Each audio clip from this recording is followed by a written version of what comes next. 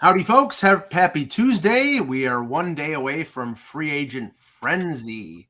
That will start at, I believe, 11 o'clock tomorrow or noon. I think it's noon, but I think it is noon. Yeah, it's think the day that the official starting point is noon. I do believe we're going to start at 11. Probably go 3-4 hours at the most. Right. I'll need some sustenance if I Pack a lunch. Yeah, yeah, yeah. Exactly. It's like, okay, we're gonna need sandwiches and a lot of food if we're gonna go 3-4 hours tomorrow. We are joined by Kevin Allen.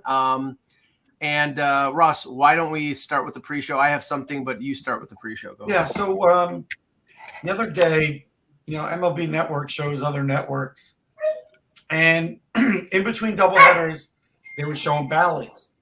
And we know Bally's is it's based off of their casinos. And I want to say there was 1 minute of actual baseball talk and the next 15 of just gambling talk. And I assumed the whole time was going to be just that. But here's what they were talking about. They were talking about gambling on the All-Star game. And I get it if it's home run derby, but on the actual game, I'm not gambling on anything. I'm not gambling on if a guy's going to get a hit or not. Like, I just thought it was absurd.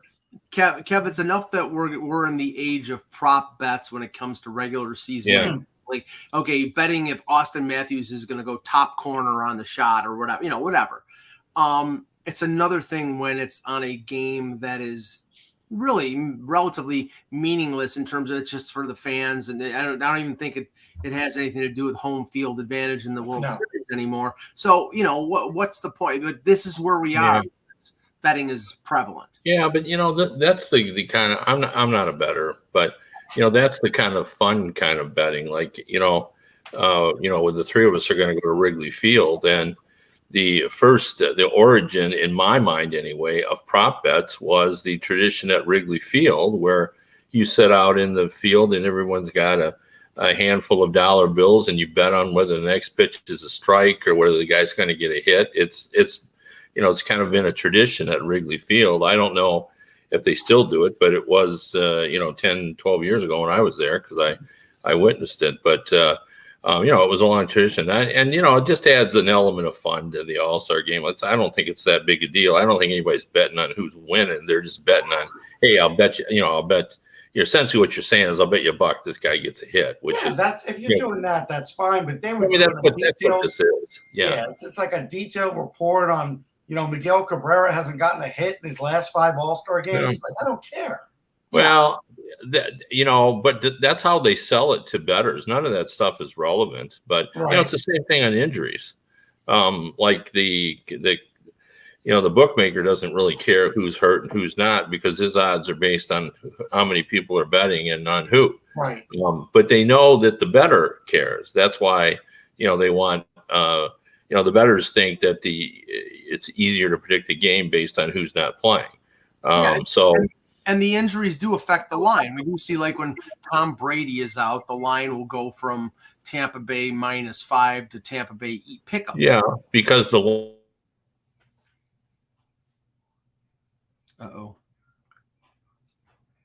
Kevin just locked up for a second. We'll wait until he makes his point. Yeah, Kevin, the break. Oh yeah, I mean. Yeah, but that's because it's going to affect the betting. But if everyone was willing to hang in there with them, the line wouldn't change. But that's not the way it is. When Brady's out, they're gonna Yeah. So no, I'll just be brief here because nobody cares about my love for Sarah McLachlan. But I did go to a concert last night in Toronto, and Russ, this was the thing that was weird, and I think I told you this earlier this morning. It was at Budweiser Stage, which is the old Millicent Amphitheater, and it's like most of the outdoor amphitheaters with a covered the roof for about, I think, 11 or 12,000, and then lawn seats. Because this was a sort of quick show that they only went on sale like a month ago. They only sold under the roof, so there was no lawn seating, and they're lucky that there wasn't because right at the start of the show, it got hit by a massive rainstorm for about, I'd say, 40 minutes. And the people, it would have been like one of those mud bogs at Woodstock in the 60s if those people had been out there. But have to say, it was great to be. I was at a concert a couple weeks ago, but it was great to be at a show with, 11,000, 12,000 people. And I lucked out and got seats 3 rows away from the stage. So, it's like, what's the best seat as a non-media member? What are the best seats that you ever got for a show? Russ. As non-media, I was second row on the floor at Madison Square Garden. For? Yes. Oh, jeez. Wow. Yeah. Kev? I would actually say it was BTO, Bachman Turner Overdrive, in the late 70s at Bowen Fieldhouse, where I stood in line, got there early, 5 in the morning, and I think it opened at 10 or 11 or noon or whatever it was, and we were probably 8th row, on the left-hand side of the stage. It was we had great seats. There's no doubt. I lucked out and I figured out the system until Ticketmaster became pretty much online only. Ticketmaster outlets in the Buffalo area were at a video called Movies Plus. And, the tickets went on sale when the store opened at 10 a.m. So I would go to the most remote location of Movies Plus where there was no line and get tickets for whatever show I was going for. And I would get tickets in the first 3 rows. I got tickets in the first. Sarah McLachlan probably wants to arrest me for being a stalker because I've been in the first 3 rows for shows for her about, I'd say, 7 times. But I'll tell you this too, as well. When I was covering shows, you either got tickets within the first 5 rows or in the last 5 rows, depending on how their management viewed the coverage. And Bob Uecker. One time when I got in the first row for it was Motley Crue and somebody else. I would say 10 minutes into the show, somebody passes a bottle of Jaeger to me, and they said that was Tommy's. He just gave it to the audience, which I saw him do. And take a swig if you want and pass it to the next guy. And I was like, I just gave it to the next guy. I did not want a swig after Tommy. Yeah, I don't want to be where Tommy has been. No. That's hilarious. Even to Pamela Anderson, no thanks. Speaking, this is totally off the subject, but when you said, kind of beating the system, it reminded me of this. And I always love to tell this story because it's one of the few times when, I beat the man. And when I was a senior in college, I was on the NCAA program, 5 to get 4. I need to get out. I need to graduate. And like all college kids, I was back in those days, you paid your way through college. And when it was time for the seniors to pick their classes, you had first pick, but you also had to lay down a large down payment. Of course, I hadn't earned my money to pay for the next semester's thing. So I didn't have the money to do that, but I wanted those classes. And there was a possibility some of them were going to be closed.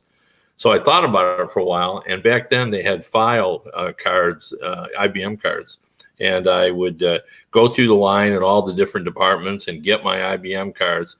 But instead of going to the checkout, I just put the cards in one of my books, walked out the door.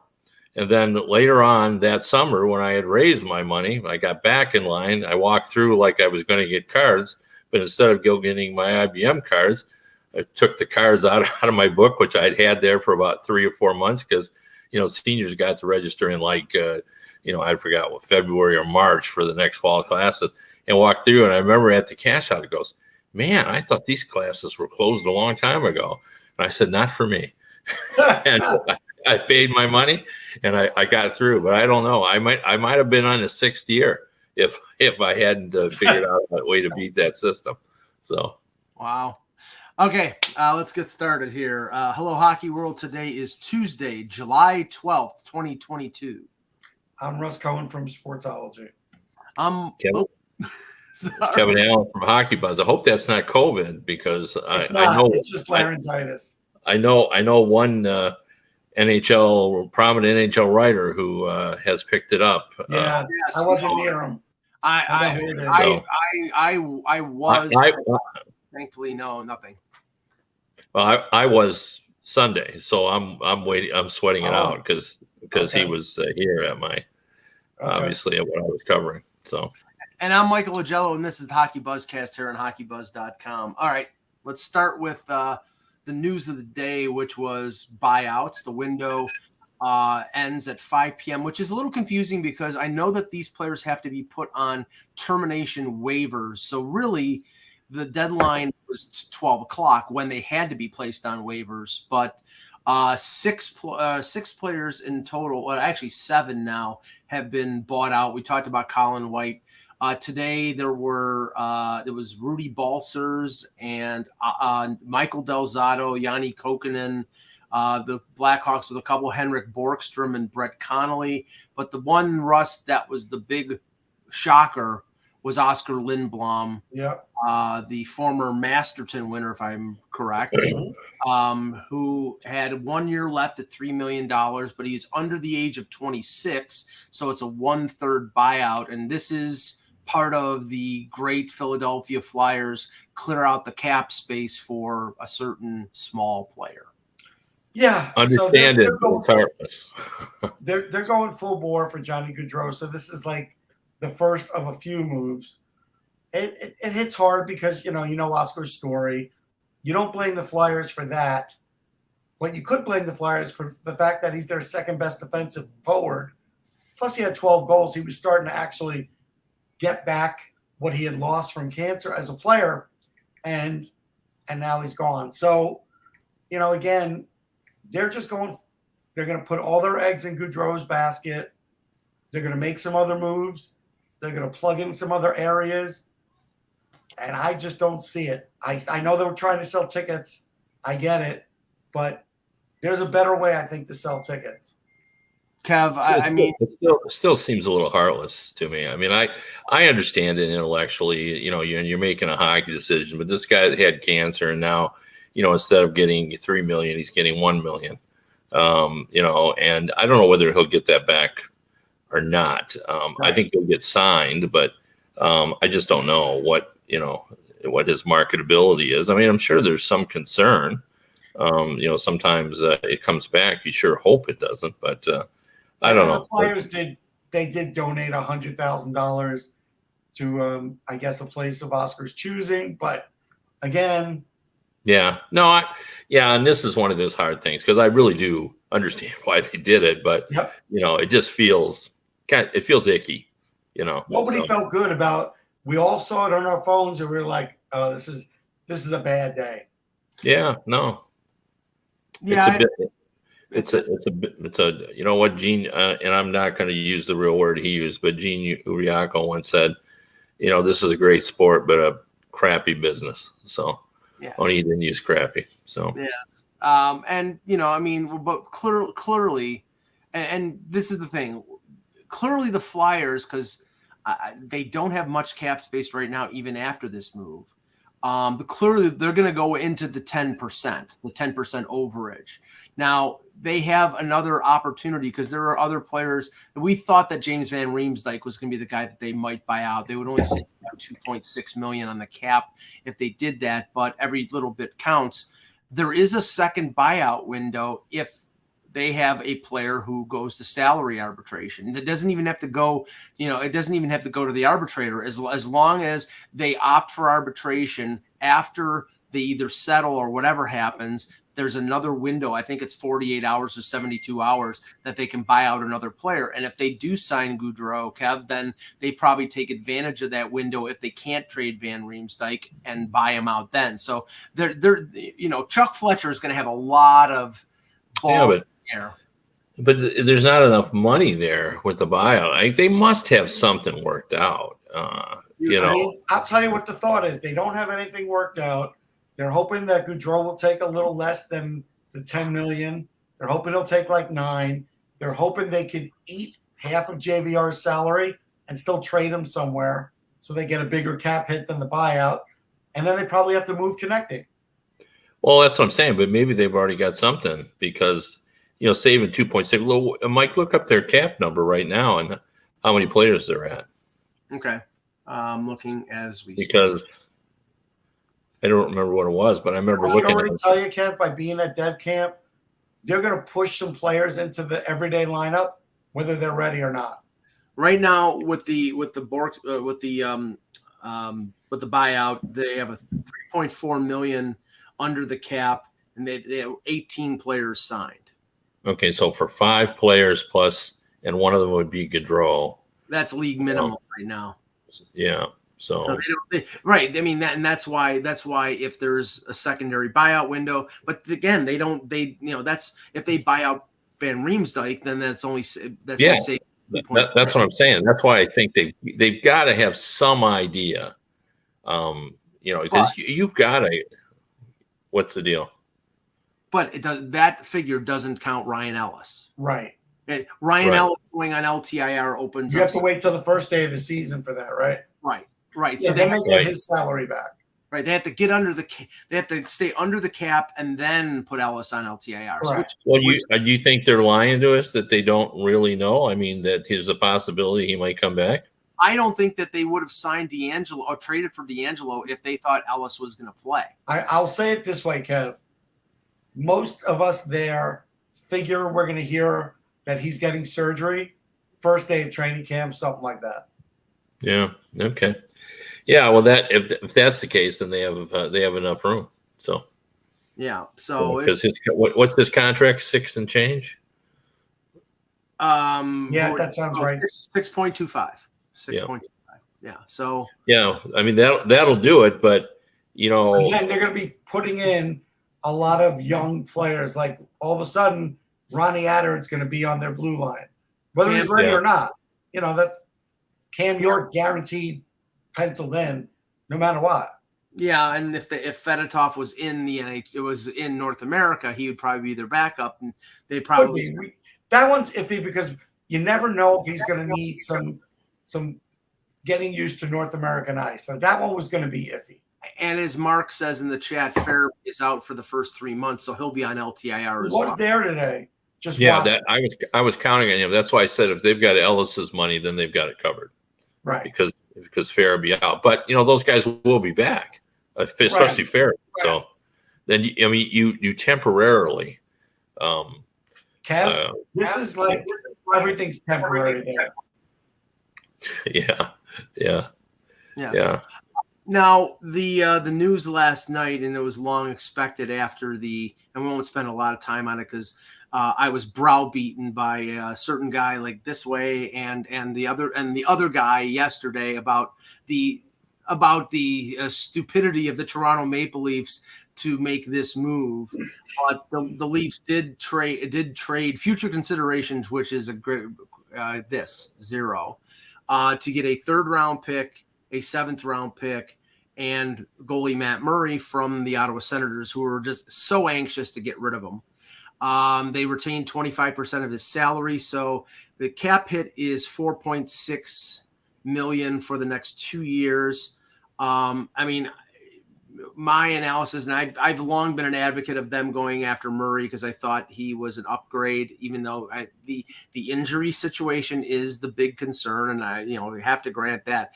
But I mean, the only negative about this, Kev, in this deal was I thought the Leafs, if they pushed harder, maybe could have gotten Ottawa to retain more salary, because clearly from what Matt Murray said here, the only team he really wanted to go to was Toronto. So maybe they could have pressed to get a little more of a haircut off that contract. But what did you think of this? So what's the hit for Toronto then?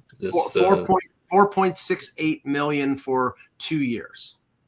Yeah. See, I just don't like it because I don't believe in Matt Murray. I mean, the injury aside, that's when I said I didn't like the deal. He has not, I looked it up to make sure I was right, but, he's been sub 900 save percentage in Ottawa. Yeah. And he just never has distinguished himself since he got there. And really, he's been a disappointment. And, now to go to a really good team where the pressure is going to be greater, it's not like he's never faced pressure. He won Stanley Cups, but it's different in Toronto, when you're a Canadian goalie playing in that town. So I don't know. I just didn't like it. The one thing that X says, I don't know if I subscribe totally to X placement in the top 5 or 6 or 7. But I see Toronto as a very good team, and when you're that good, a roll of the dice to me doesn't make quite the sense that maybe getting Kemper, the guy just won last year, or any of those guys. So I'll just say 2 things. This move reminds me of something the Dallas Cowboys would do, and I just wish the Toronto Maple Leafs all the best in their future endeavors. Sure you do. But this is the thing, and we won't spend a lot of time on this because we talked about it yesterday. But my opinion is, and this is clear from the way the Leafs approached this situation, they did not exchange a contract offer with Jack Campbell after last summer. They lowballed him on that deal. He rejected it, as he should have. And his response was the same contract that apparently he's going to get from Edmonton, which is 5 years times $5 million. The one thing the Leafs did not want to do was go past 2 or perhaps 3 years on a goalie contract, simply because they have 2 guys named Matthews in 2 years and Marner in 3 years. To sign to long-term extensions, and they'll probably need the cap space at that point. Now, that might not be Kyle Dubas's worry if they can't win a round in the next 2 years, maybe even this year. But in my estimation, and based on what I've heard and what I've read and everything else, they just simply did not believe in the price point and the term on Campbell, which is what I said 2 months ago, and that they weren't going to sign him for anything close to $5 million. And in the end, they didn't. Now, Matt Murray, at least, he's won 2 cups. Now, he has to stay healthy, and that's going to be the big thing. And more than likely, they're going to go after a number 2 that's not really a number 2. It's probably going to be like a 1B, like Ilya Samsonov, who I'm sure will get a lot of interest out there from teams looking for goaltenders. James Reimer is a possibility, who has played in Toronto before, and they wouldn't expect him to be a starter, but he'd be somebody who has been capable of playing 30, 35 games. And he did that in Carolina. He did that in San Jose. They're going to make sure that they have somebody other than like an Eric Shalgren or a Joseph Wall to play behind Murray, because I think they're really going to do some load management on him, Kev. They're not going to expect him to play 55 games because he'll break down, but they want him to be healthy in the middle of April when the playoffs start next year, because they think they have a better chance with him in goal than they would Jack Campbell when it comes to the playoffs. So I think their goalie for the playoffs is going to come next March. Yeah. And that theory is not all my own. It was brought to me by a general manager who said, he said, they're taking a lot of grief on this. And he said, I would never have made that trade. But he said, you get 2 kicks at the goalie can, because, at some point, right, it's not going to go well for some teams this year, and there'll be a goalie or 2 available at the next March. And, maybe that's when they make their move. But here's the only dangerous thing. The danger in this, and then I'll let it go. Dangerous things. They're banking on their division being bad. Because if their division was good, there's no way they would ever use this as a plan. That's true. I agree with that. If they were in the Metropolitan Division, they wouldn't be able to get away with it. Which is maybe why Russ and I have like such a tricky time with this one, because we're like, but I think that Ottawa's getting better. Florida. Please. No, Ottawa could challenge. I think Ottawa is better now. I think they will challenge Toronto this year in the standings at times. Ottawa couldn't have been much worse last year. Yes, they'll be better. Are they going to be playoff competitive? Well, their top 6 now, I think, is decent. Adding DeBrincat to it, and now they've got Sanderson, who's going to ready to step in. But if you look at the impact that Moritz Seider had, and I think Sanderson can have an impact like that. The additions that they made, they added DeBrincat. They're probably going to end up trading a couple players. I think the Connor Brown is probably going to be moved out of Ottawa because he's got a year left and won't re-sign. So there's additions already there. There's going to be some subtractions, and we'll see what they do in free agency. I'll be dumbfounded tomorrow at Claude Giroux and Ottawa are mentioned in the same breath, but I've been consistent on that. I don't understand why he would. Now I know his family is from close by. He likes the way. I mean, I know Claude a little bit. He's been talking about them for a while as being a team that he likes a lot of their young players. He likes where they're going. He obviously has a huge amount of family there and friends, and whenever he goes there, he has to get like 20 tickets to I like the young players, Norris. So he's obviously I mean, and he feels like he could be. I mean, I think there's a really good chance. I think Giroux to Ottawa is gaining momentum by this minute. Like I think that Florida is sort of backing away from Giroux, from what I'm gathering, and I think that that's going to happen. I think that that's going to happen in Florida. I mean, in Ottawa, and that's you got Giroux now to bring Cat and other and you have the players that are already there. You can continue to make other moves. I mean, they really they're going to be interesting. I mean, they don't have a goalie really either, so. Well, Forsberg and Gustafsson are the goaltending. So. Yeah, I mean, I don't like that as far as the playoff goalie thing goes.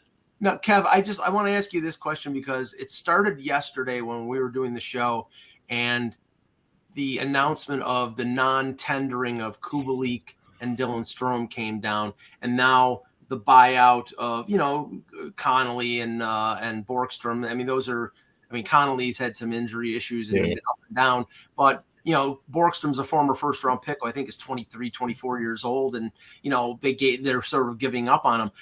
The situation in Chicago. I mean, this is the most blatant tank job, more blatant than Toronto. This is Buffalo, Arizona, Connor McDavid territory, and I'm just wondering now if Seth Jones and Patrick Kane are calling their agents and saying, "Get me the hell out of this friggin' clown car." Yeah. I think the reason why everybody's talking about it is, they were laissez-faire about it. I mean, they announced they were going to remodel the home, but instead they tore it all down. And that's been an acceptable strategy, as folks in Toronto know. But it was announced, and everyone was prepared for it. And Babcock and Lamoriello stood up there and said, it's going to take some time and all that. And pain. Yeah, that was word. There's going to be pain.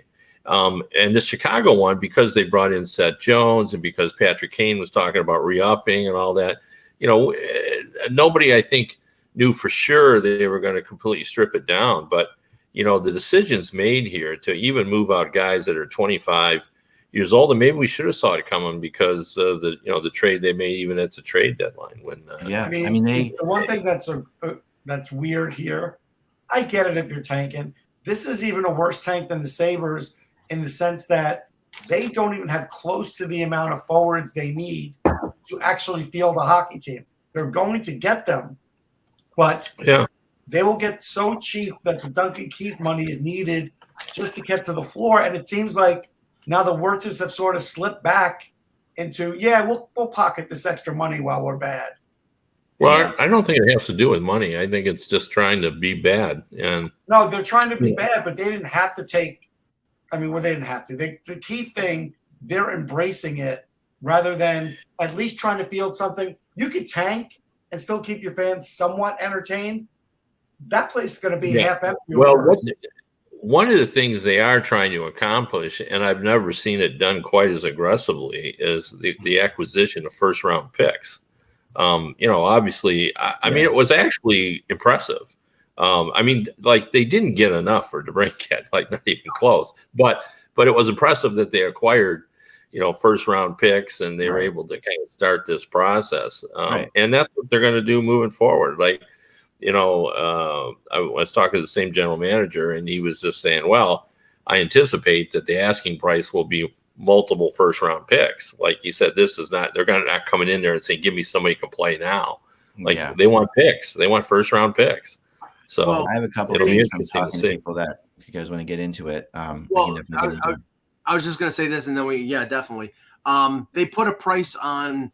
It was basically $300,000 in cap space per draft slot because to take on Mrazek's $3.8 million, they only they moved up 13 slots. So they clearly don't care. I mean, Mrazek's going to probably be their starter for 40, 45 games at least. And that though, that'll probably be a 10-30 record because though, with no defense other than Seth Jones. He's not the kind of goalie you want for tanking, like, because he can actually get hot. Yeah, but he'll get hurt. So he'll get hurt. But you know what I mean? Like, there's some goalies that I would rather go with that are like more like More what you in want. that? Yeah. Mrazek can get. You mean like but I talked to somebody. So I talked to somebody about the Chicago situation today, and really they are all about getting a top 3 pick next year, not because they realize the reality of like the 20%. If they get the worst record, is only 20%. But if you get the worst record in the league, you do get it. You are guaranteed at least a top 3 pick. Right, and there are 3. Obviously Bedard, but there's Mishkov and right. There's 3 really good players. Yeah, I mean, and they're going to get that. They're going to get a top 3 pick. So that'll be the situation. Russ, I mean, I've heard that. All right, go ahead. Who's the third guy? Isn't it Fantilli? Adam Fantilli. Yeah, he's good. I've seen him play already a couple times. Centerman, very good. I mean, and he was playing with the Chicago Steel, so you have that connection too. Yeah, you might any minute. I mean, have to run.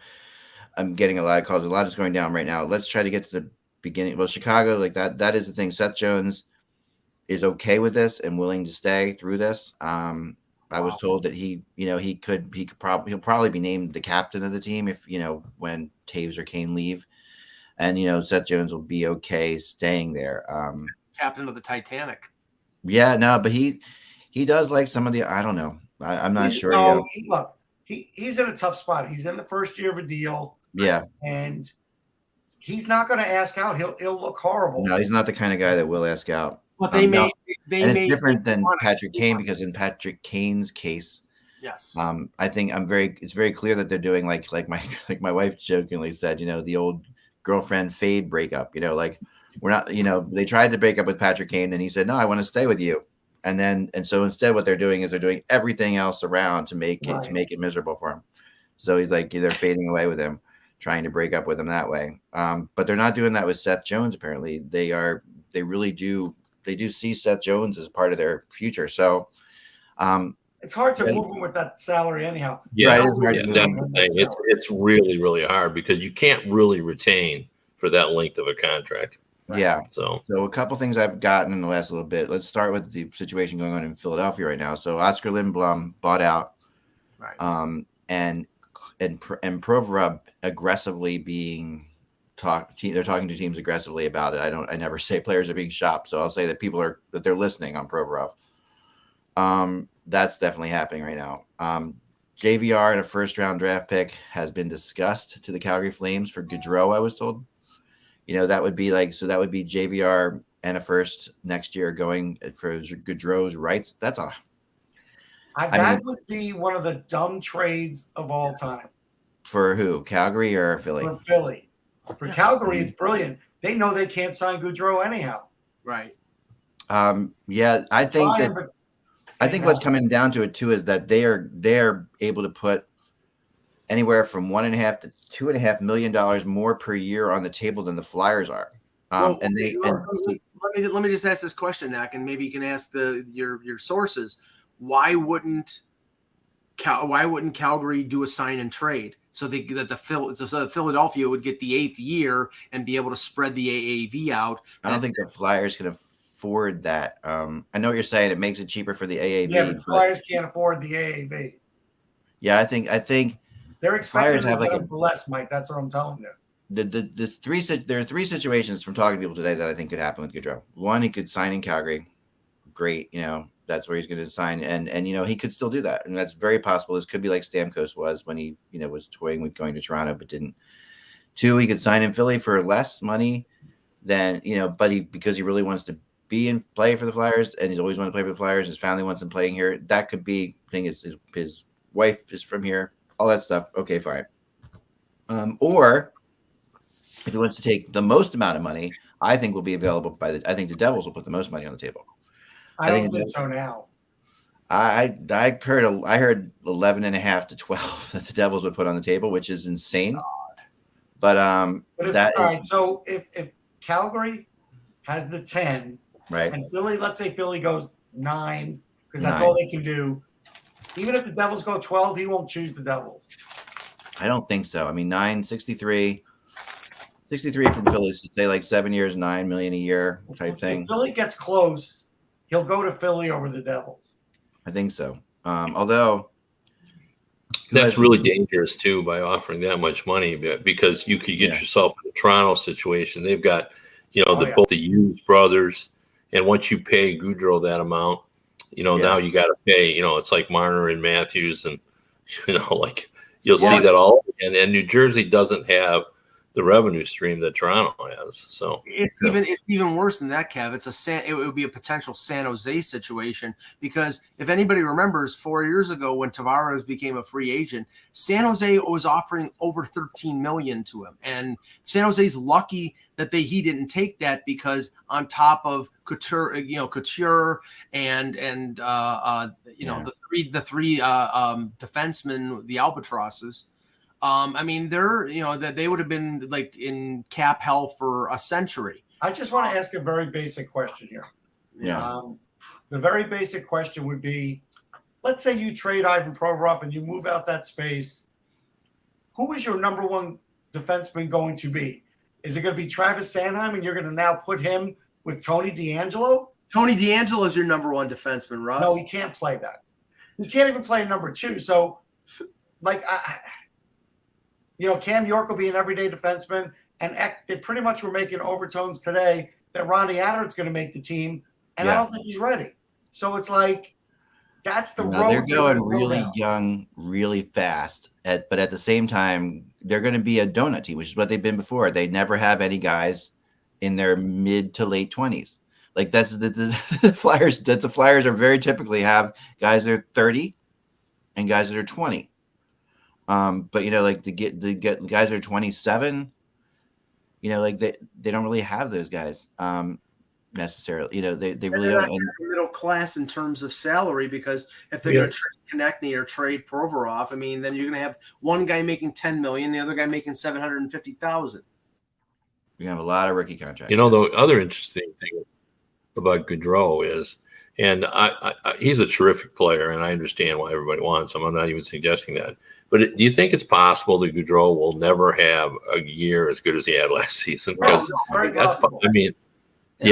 think so too. His best season, you may have just witnessed it. Right. Now, that doesn't mean he's not going to be a great player, but when you're now throwing around those kind of numbers for a guy like when you were paying Matthews that kind of money, or Connor McDavid, we're expecting greatness beyond what we've already seen. I don't think you can expect that. I think you can hope that he gets close to that again. And, and he's a great player. He might. But do is look at, like, if he went to Philly, their high-end players until Farabee comes out are Konechny, if he's still there, and Cam Atkinson. And, it's like, are those guys going to get Gaudreau those kinds of points? No. Honestly, I think that Philadelphia will live to regret if they sign Gaudreau for 10 million for 7 years. I think they'll live to regret that contract. Not because he's not a good player, because he is, but they will hamstring themselves so badly down the line that it's really going to have an adverse effect. This is all for short-term thinking, and they have to think longer term than that. They won't. Yeah. No, there is the problem with the Flyers, from what I've been told, is that they are not willing to go into the season without a star forward. And the reality is Giroux was the last one holding that down, right? And in the fans' minds, at least. I think Couturier is a star forward, every bit a star forward. I really do. But I do too. But you're right. As far as he's already there, they're trying to excite. And he's hurt a lot, and people have kind of like. Couturier's stock is down among the fans right now because he's missed so much time with injury. They'd be better off trading for Patrick Kane than spending 7 years on Gaudreau, because at least Kane. Well, the other thing is that teams love it when players want to go there. That's always forgot about. Like, there is an extra thing, like, when you like me, I might want to take you out to a nicer restaurant. Like we've seen, like Panarin. The Rangers had no business going to get Panarin, but Panarin wanted to go there. Right. So that, and we've seen this before, like this has been Bobrovsky in Florida. He wanted to go there. There's things that have happened. I'm not saying, whatever worked out for what it did, but the reality is, Kevin, you've seen this, right? Like the players that No. and it makes a difference. I mean, the Yeah. fact that Tavares wanted to go to Toronto, like, Yeah. what's important, So Teams for sure. get caught up in that. They do. Teams get caught up in that aspect of like a superstar wants to be here, and that is a great thing, obviously.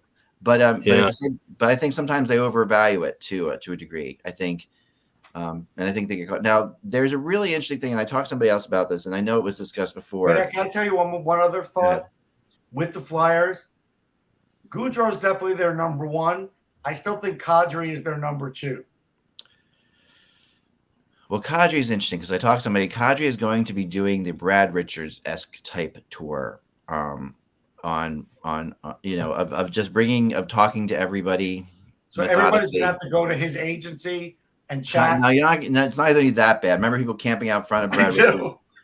I mean, that was like that. Remember the Chara thing? Like someone shows up. There are certain things that have been like, but I am a huge hater of these Chine Dove tours. This is always bad. This never works out because what happens is this means that Kadri is not doing like the preliminary thing that everybody else is doing, figuring out where he's going to go. And instead he's going to like drive the price up in a bidding war. And what's going to happen is there's going to be teams that are going to get caught up in this that get screwed because they don't get anybody else because everybody else signs. Yeah, but this is prototypical of his agent, Darren Ferris. This is what Darren Ferris did. Now, Marner was not a UFA; he was an RFA, but it dragged on for 3 months until the beginning of training camp. And, with a UFA, you just hold court and yet everybody come to you. But the funny thing is people will start spending their money and they'll say, screw this. We can't wait around for Nazem Kadri to make a decision. Correct. So, yeah. But so the Flyers, I don't think will get involved in that game, Russ. That's the only thing I think. Like, I don't think I think they will if Gaudreau early on is going back to Calgary or going to the island and they lose out, I think they'll be right in that game with everybody else. I will tell you who I think that they will go for first, and it is a name that I talked to Kevin about a little bit ago, and it is surprising, Kevin, because I talked to somebody about this after you mentioned it to me, because we both sat there and said that couldn't happen, could it? The Flyers? The Flyers could go after, and that is a guy who plays in the western part of the state right now who's going to be a free agent, and that is the Flyers will be looking at Malkin if he's available. I doubt it. No, they will. Yeah, they will. I heard that this morning too. Yeah, they will. They are going to look at him again. Remember what the Flyers are doing here is they are doing a Comcast-esque type star grab. They're trying to grab star power to bring it to that can be good for their team, but also be like something that really can hit the news really hard. But how real? Okay, how real do we think this is? Because I was like, but Kadri, what do you mean by real, Mike? Define real. Is this Philadelphia saying we're interested in Malkin to jack up the price so Pittsburgh? No, they don't play those games. It's not that. It's not that game. No, I'll tell you what, though, Eck. The same way Fleury said there were certain teams he would not go to because of his respect for the Penguins. Malkin's not going to the Flyers. They might talk to him. He's not going there. Probably not. Yeah. Ahead, I mean, I think Russ's point is a good one, but I think the reason why the Flyers, after Eck and I both had heard it from different sources, I'm sure, I did some more checking, and the reason why it makes sense to the Flyers is they're actually being logical. He's only needs a 3-year contract. Mm-hmm. And they like that, which gives them a lot more flexibility. And so, you could pay him less than Gaudreau, less than Kadri. Yeah. He's still a good player. Now, the point is, as Russ pointed out, what do you even consider going there? I mean, they've been his hated enemy forever. Now, I don't know the answer to that. I would guess like Russ, it would be no, but I don't know that. So it depends what options are available to him, Kev. The reality is, Fleury had other options, so he could say no. But and also Fleury, Malkin's right now a little bit bitter towards the Penguins. So it's like right now, like he might not be like going to the Capitals. That's not exactly it's not exactly going to friendly fire either. I mean, if people are willing to say he's going to go to the Capitals, he's willing to go to the Flyers. In my opinion, Do we know It's exactly? basically Do we, the same do thing. we know exactly what the issue is with the Penguins? Is it because the rumor is that It's the Penguins, years. It's years. right? It's The years. Penguins What? actually want to give him more term to spread out the AAV, and he wants the money in like you said. No, that's not accurate. Okay. What he wants is a bigger total package. Okay. You know, he wants Right. the number. So the Penguins said, "Yeah, we can get to that number, and I guess we could go one more year." But 4 years, right? he wants a bigger number than actually what they're offering. So Now the other team that has a chance at him is definitely Florida. And Florida now, because if you know they're moving away from Giroux, and you know, and then Florida has also been involved, from what I'm gathering, in conversations for Gaudreau. But if they're moving away from Giroux, then they are moving towards. I mean, Malkin lives there. You know, that's where he lives in Southern Florida, really close to where the Panthers play. It's a convenient thing for Malkin to go there, perhaps, you know, and play there. And it's a good team. So for Malkin, there's a little bit of you know, he becomes the second center on that team, you know, / first 1A type center. So, you know, because that team is not super strong up the middle.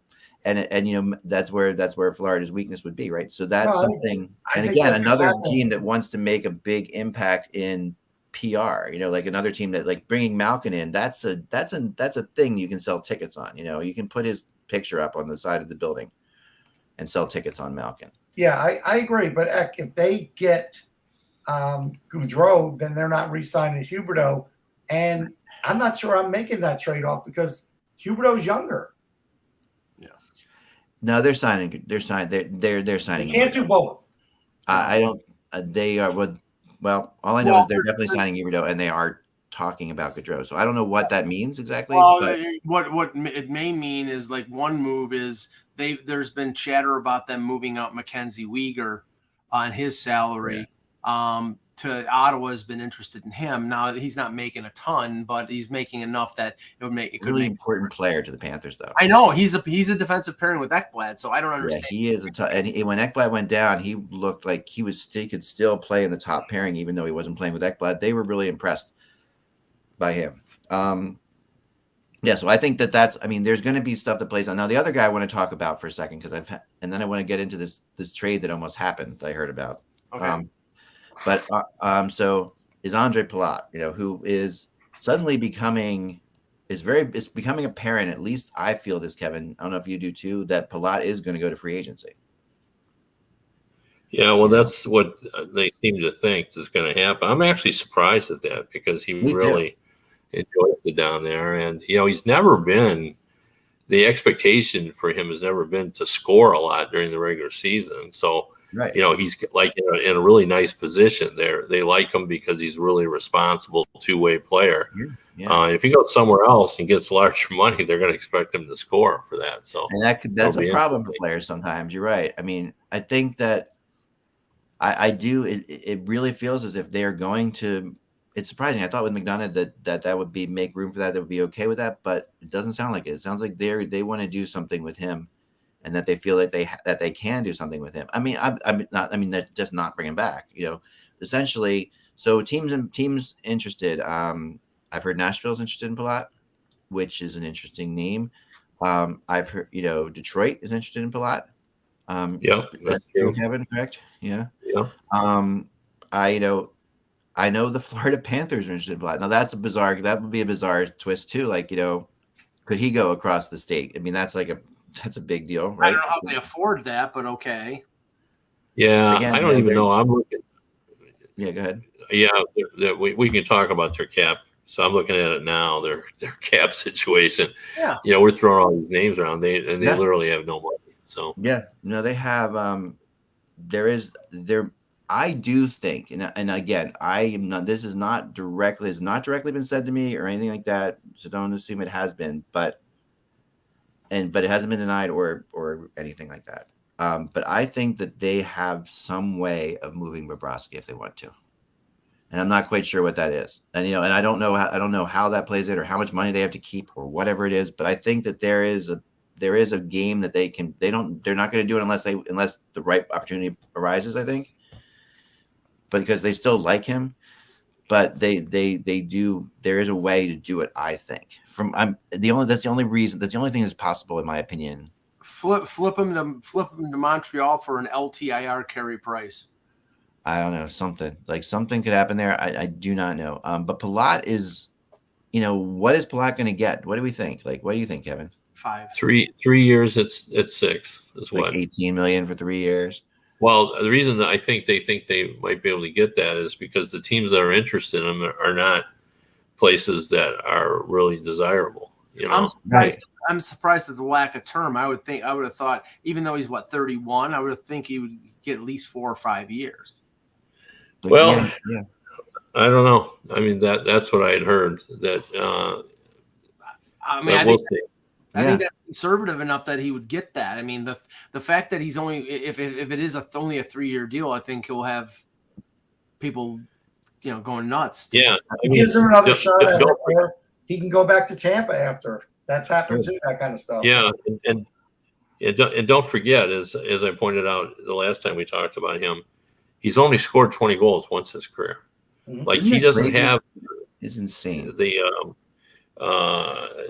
having the big numbers that really,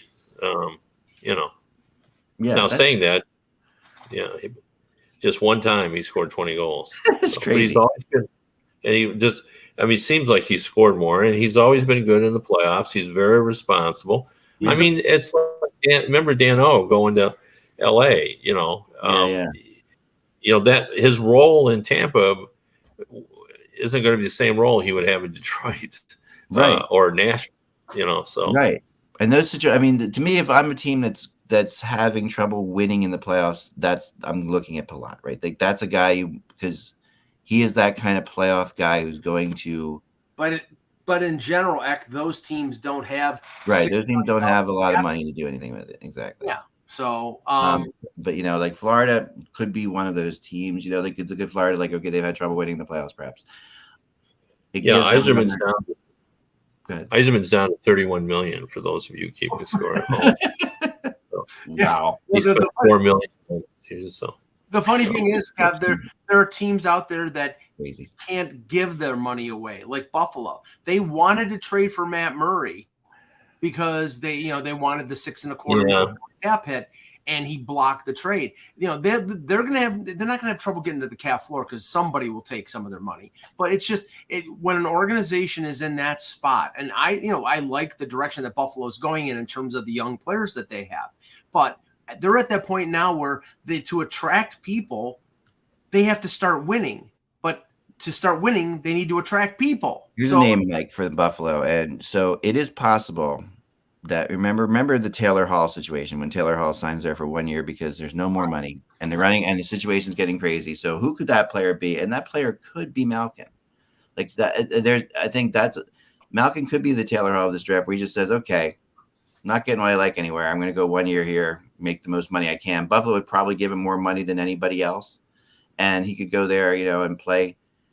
I think Detroit would too. Detroit would too, right? So, what's the benefit for Detroit with Malkin? Just, obviously Well, they're looking actually for a number 2 center, and they're trying to have someone. They're trying to be more competitive than they were. They weren't very competitive last year, but also they want to have someone who is competitive and wants to. Right.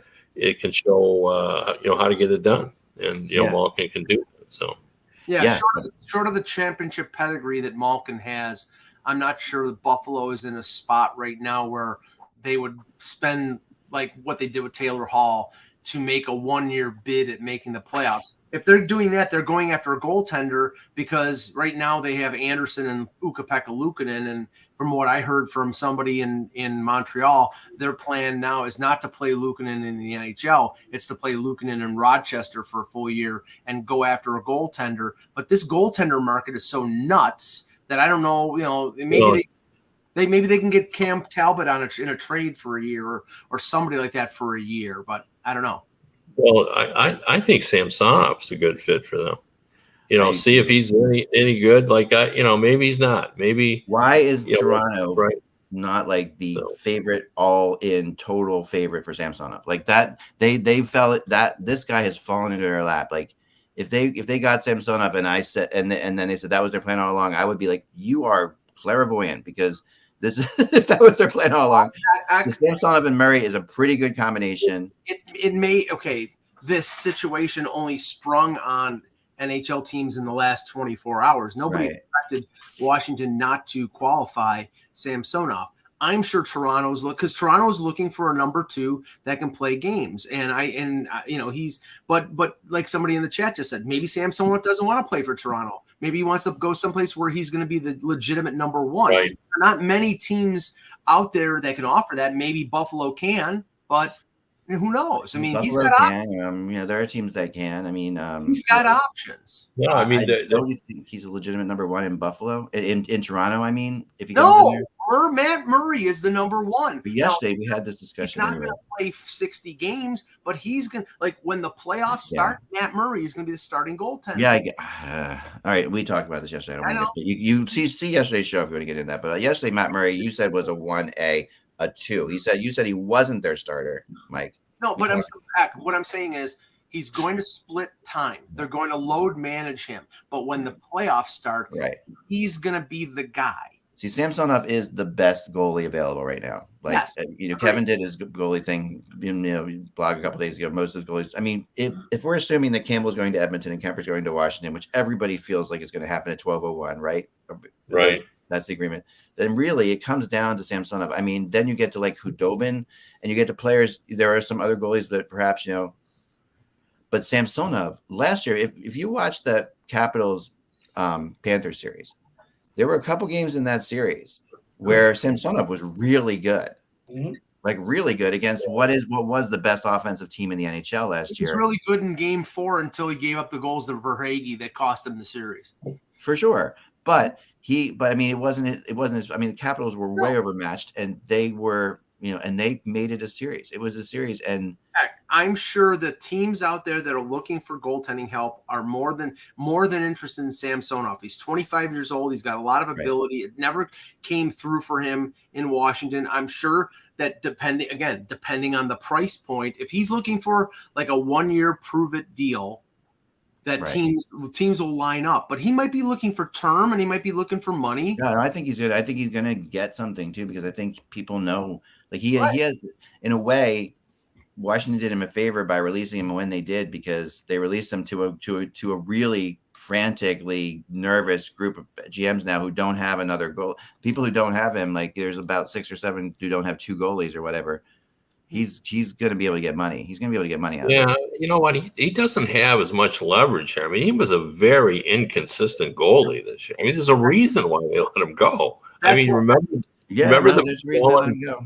the McClellan speech before the trade deadline about his goaltending, and he was very honest in his assessment of their goaltending. It simply wasn't good enough. Right, and they remember they went back after to get Vitek Vanacek and played him a lot, and I think they thought he was more dependable than Samsonov. But in this situation, his career is riding on what he does next year. Does he want to put that in the hands of the Buffalo Sabres, or is he willing to take less to go to a contending team like say Toronto, if you believe that, and say he takes $2 million for a year. And he splits time with Matt Murray. And if Matt Murray goes down, then he's the number 1 on a team that could have a run in the playoffs. I mean, that might be a way to go for him. I don't know who his representative is, but if it's Daniel Milstein, I'm sure the Leafs will talk to him. Yeah. I mean, Mackenzie Blackwood's also out there and could be moved, but he's another guy. There really aren't that many teams looking for goalies. So and the ones that are have really kind of decided where they're at. There's some backups. There's some pretty good teams with like questionable backups. Yeah. Like St. Louis is a team like they lost Husso. Who's their backup? The Rangers have to sign a backup. No. St. Louis has got their backup. It's Joel Hofer, so it's Bennington and Hofer, so they're fine. So they're fine with that. The Rangers, though, they like you said, who's their backup? They have to get one. They have to get one, right? So Toronto has to get one. Samsonov could you go with another Russian, a Samsonov connection in New York? You could. I don't think Samsonov would want to do that. Don Meehan is the agent for Samsonov. Because I he's mean, I not gonna wouldn't do play so much. either, but how many choices, how many options is he going to have? I mean, he could go do, I mean, who else needs a goal? I mean, there are teams that need second goalies. And any team, I think, that's going to run into that situation. I mean, the Leafs is a better choice because he'll get more playing time with Murray. yeah, the getting Leafs. hurt. Yeah, the Leafs is the best choice for him because he has a It is. chance to be the number one goalie on a team that's in the top 5 or Right. 6, right? So that's Yeah, that's Or Buffalo. I mean, if you go to Buffalo, you can. Yeah, Buffalo. I mean, he'll get playing you time. can convince yourself that maybe I can. This team is a growing team. Maybe I can be their goalie. So right. So the trade that almost happened, the JT Miller deal that almost happened on the draft floor. More stuff coming out about that, and when I talked to some people about it today, really interesting stuff. Like I love this kind of stuff, just because we very rarely get to hear the things that don't go down, the things that almost go through. But this was a case where even though the Vancouver Patrick Allen of the Canucks says there's definitely nothing going on with the Islanders, that's completely not true. And Lou Lamoriello, who never says anything right to anybody, and when I heard that Alvin quote, I'm sorry. The first thing I thought of me is, well, Lou got to him and said, "You're going to say there was nothing ever going on with the Islanders." It sounded like something like Lou would have a GM say. Lou's response was, "Talk to the Canucks about it," which was really unique for Lamoriello. I thought, it was close. I mean, and it was also the reason that the Romanov deal, Romanov, I think that deal happens after, because I think that pick, whatever, one of those picks in there somehow played into this. But yeah, they were close to getting Miller in on the island. So that tells you a little bit. It's a nice little, even though I didn't get him, it's a nice little hint into what the Islanders are thinking. Like they're thinking big. Well, the Islanders are reportedly going to be in on Kadri. And, so that if you're looking at JT Miller and you're looking at Kadri, okay, what position do they play? They both play center, so that they're looking to get stronger up the middle. Yes. Well, Lou underpaid him once. Is he really going to let Lou underpay him twice? Well, I mean, Russ, honestly, Russ, at the point that he signed that long-term contract, Nazem Kadri wasn't the player that Nazem Kadri is now. He still was underpaid. I agree. He underpaid Morgan Riley and he underpaid Kadri. But that's the effect that Lou Lamoriello has on players. He gets them most of the time to take less. Right, but he was there at the time. Now he's got complete control. Right. Well, I don't think Nazem Kadri is going to give him a sweetheart deal. No. He's going to expect to get paid wherever he's going. So. I would assume that Kadri is going to probably be in the 8 to 8.5 range, and if that takes the Islanders out of it, then it takes the Islanders out. And again, if Lou happens to land one of these players, he's going to have to be calling the Blackhawks or Arizona or somebody. Yes. To take like Josh Bailey or somebody like that, because he's not going to be able to afford it. Yeah. Right. Kevin, is there anything now when we're getting down tomorrow's show's going to start at 11, guys. We're going to the great Tom Laidlaw is going to join us too. I talked to him about it. He's going to come. He's going to jump on. He's always fun to have on these shows because brings a perspective from an agent and a player. So he'll be here tomorrow too as well. Is there anything, Kevin, that you are completely like the longest shot, surprise, weirdest thing you've heard? What is it? Is it Malkin to the Flyers? Besides that, well, I thought it was Malkin to the Flyers, but I did want to bring up another Malkin thing that I heard this morning. That people told me not to rule out Jim Rutherford stepping in. He's always loved Malkin. There was a lot of rumbling that Pittsburgh was going to trade him, and Rutherford stood his ground. He never wanted to trade, Malkin. So, and Malkin trusts Rutherford. So. If JT Miller is indeed going to go, I mean, think about it from this logical perspective. He's got to go. He'll get a very good return on JT Miller. Yes. And if they feel like they can't re-sign him, you can get Malkin for a short-term deal. I think he would trust Rutherford. That's a team that, that it's appealing to live out in Vancouver. So it's a team that's on its way up. There's a lot of talent there. So maybe Rutherford can convince them. So I think that some young So- Russians there like Podkolzin. So yeah, Yeah, so I think it would be as interesting. I don't, have any idea whether they would be a favorite, but right. and That's a fun one though. That is a really fun one. I agree. and maybe someone's going to surprise us, and maybe Malkin will get re-signed. Maybe Right. Goudreau will get re-signed. Those kind of things happen, so we'll see. No, I looked into this, and he hasn't signed yet. Riley Smith. We all just kind of assumed.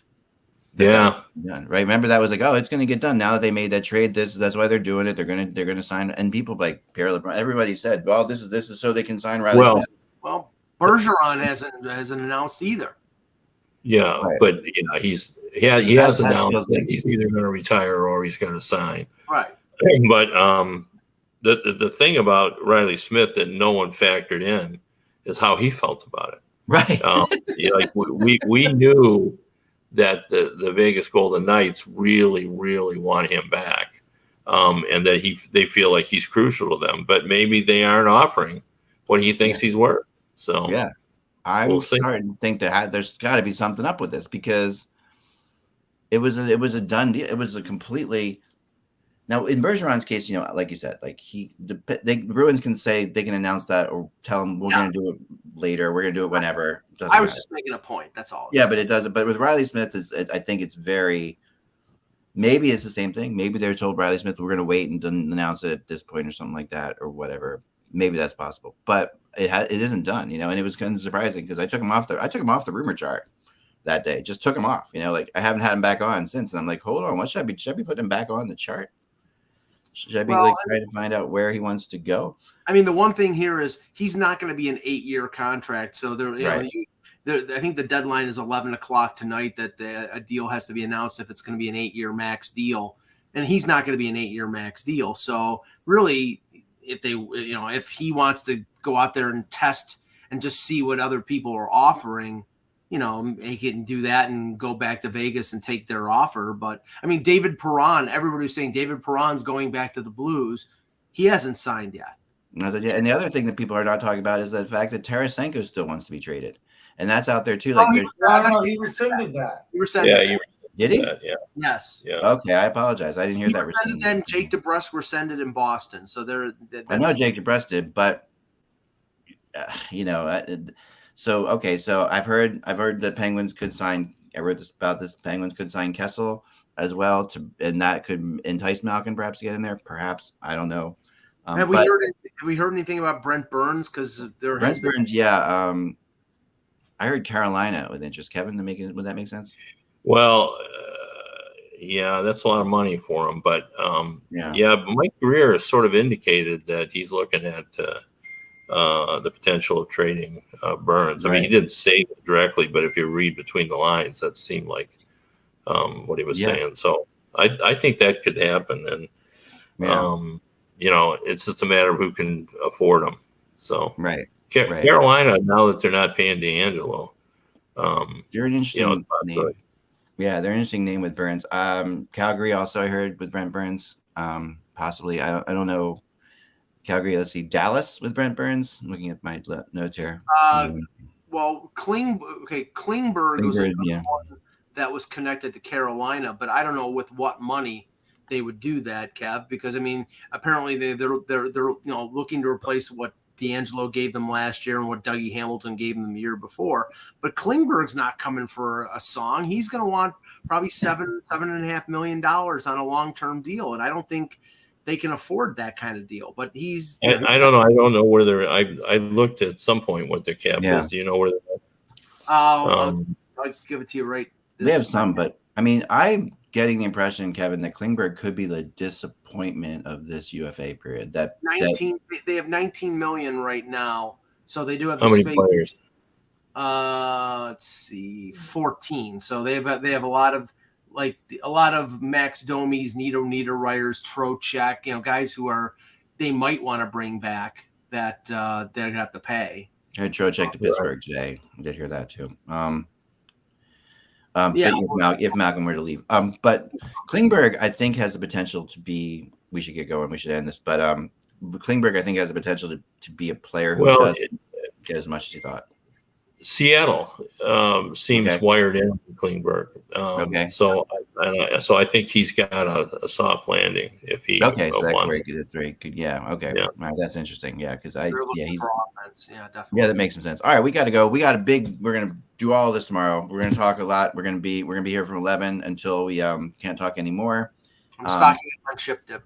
Yeah, I think it's gonna be a crazy day. I think it's gonna be fun. I think it's gonna be a lot of fun. I think we're gonna hear something about Patrick Kane tomorrow, perhaps. That could happen. There's also going to be like a second. I'm working on an article right now. I think it's going to be a second, UFA signing period because there's so many players out there that you can see like in August another boom of players at some point because there's going to have to be.